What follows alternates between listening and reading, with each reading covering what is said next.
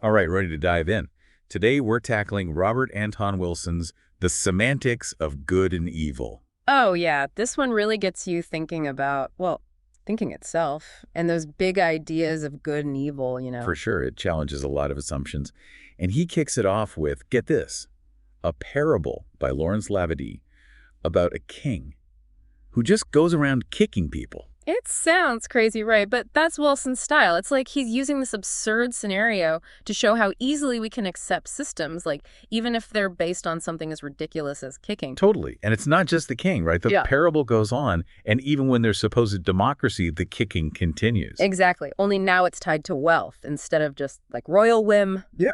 But still kicking. Wild. So you had these heretics in the story who were like, hey, maybe kicking isn't the basis for a good society. Yeah, they're trying to point out the absurdity of it all, but of course they get labeled as crazy or whatever. Right, right. So how does this, this kicking king connect back to good and evil? Well, Wilson's using it as a way to show how we often accept moral frameworks without really examining them, like the citizens just accepting the kicking. Oh, I see. We're conditioned to think a certain way, even about morality. So then the question becomes, where do these ideas of good and evil even come from? Yeah, where do they come from? Wilson argues that, initially good and bad are very basic. It's all about an organism, like a dog avoiding rotten food that's bad for the dog. Makes sense. Yeah. Or a baby wanting to be held. That's good from their perspective. Right. But the thing is, these judgments are relative. What's good for one person or even one species might be bad for another. And it can change depending on the situation, So much depends on our own individual experiences. It shapes how we see things. Absolutely. And Wilson takes it a step further, differentiating between this basic good-bad and the big capital letter good and evil. Those are more abstract and, he argues, potentially dangerous. Okay, I'm intrigued. Dangerous how? Well, he brings in Nietzsche, who believed good and evil, these big concepts, were basically inventions of the priests, a way to control people. Whoa, to make people obey. Exactly. Nietzsche was really critical of organized religion. He thought these absolute moral categories led to fear and made people doubt themselves. So instead of trusting our own experience, we're told what's good and evil by whoever's in charge. Yeah, and that can go really wrong. History is full of examples where believing in absolute good and evil led to conflict and violence, Totally. The Crusades, witch hunts, Yeah. even some forms of terrorism today, it's all about thinking you're on the side of ultimate good. Right, and it's a stark contrast to Eastern philosophies like Taoism or Buddhism. Which are more about... Well, they emphasize the interconnectedness of everything and how judgments are relative, not so black and white. That's interesting. So where does Wilson go from there? That's where he introduces this really mind-bending concept called E-prime. E-prime. Okay, now I'm really intrigued. So it's this way of speaking and writing where you completely avoid using any form of the verb to be. Wait, you can't say is or are? How does that even work? It forces you to talk about your observations and experiences without making these absolute statements about reality. Like, instead of the apple is red, you'd say the apple appears red to me. So it's about acknowledging, how our perception shapes things. Precisely. And Wilson thinks this little change can have a huge impact on our thinking. Clearer thinking, less prejudice, even more creativity. That's wild. It makes you realize how much language shapes how we see the world. For sure. And this all ties back to his critique of good and evil. Yeah. By getting rid of that is, you're less likely to fall into those rigid categories. Okay, so we've got this kicking parable, the relativity of good and bad, good and evil, as potentially dangerous inventions. And now E-prime. I'm starting to see a pattern here. What do you see? I think Wilson's really pushing us to question everything, to see that our way of understanding the world might not be the only way, or even the best way. You got it. He's saying we need to be aware of how language limits us, to be wary of those systems of thought we just accept, and to consider that things might be more nuanced, more relative than we realize. Exactly. And that's where we'll pick up in part 2 of our deep dive. Welcome back. We're digging deeper into Robert Anton Wilson and this whole good and evil thing. After that first part, it really hit me how much our language and just the way we see things affects how we understand morality. Yeah, that's a big part of what Wilson's getting at. And he takes it even further, saying that clinging to these absolute ideas of good and evil, it can actually lead to bad stuff. Hold on. Trying to be good can be bad. I'm not sure I follow that. He's not saying to throw out all moral principles. It's more like Being careful about getting stuck in those categories, those labels, without thinking about how complicated real life is. It's not ditching good and evil, but being more, I don't know, thoughtful about how we use those ideas. Exactly. Those black and white categories, they can make us miss the nuances of what it means to be human, to be in different situations. Okay, I think I get that. Do you have, like, any examples of how this kind of thinking can go wrong? Think about war. How many times have we seen wars framed as good versus evil? Ugh, so many times. Each side convinced they're the good guys, the other side is pure evil. Right. It makes it easier to justify horrible things because you've dehumanized the enemy. And it makes peace almost impossible because there's no middle ground. It's like that us versus them thing. No room for discussion.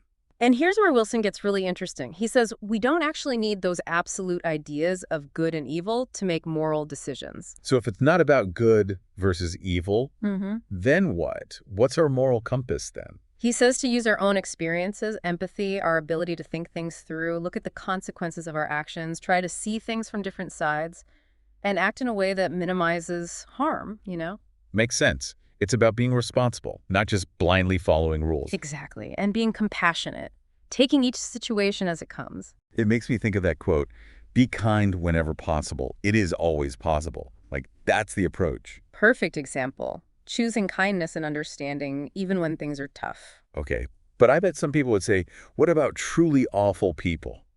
Like Hitler. Don't we need the concept of evil to deal with that? Wilson addresses that head-on. He says we can recognize and fight against harmful actions without needing to say someone is inherently evil. So, judge the actions, not the person themselves. Right. We can condemn cruelty, violence, without resorting to those big labels. It allows for the possibility of understanding, maybe even forgiveness. That's a big shift. It's about understanding why someone might do something, not just judging them. Exactly. So, after all this, where does that leave us with good and evil? Do we just throw those ideas out? That's what I'm wondering. Wilson doesn't say to get rid of the words entirely. It's more about, being aware of what they carry with them, all the history, the cultural baggage that affects our judgment. So use them carefully, not as an easy answer for something complicated. Yeah.